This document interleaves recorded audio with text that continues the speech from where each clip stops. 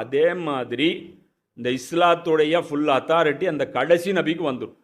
அதனால தான் அந்த லீடர்ஷிப்பை ரசூலா கொண்டு போய் என்ன பண்ணுறான், அங்கே போய் பனி இஸ்ராயலுடைய அனைத்து நபிமார்களும் ரசூல்லாவுக்கு கட்டுப்படுற மாதிரியும் ரசூல்லாவை பின்பற்றி தொழுகிற மாதிரியும் சித்தரித்து அந்த மேராஜுடைய பயணத்தை அல்லாஹ் எடுத்துகிட்டு போகிறான். இது ரசூல்லா தான் லீடர் அப்படிங்கிறத இதில் உணர்த்திடுறான்.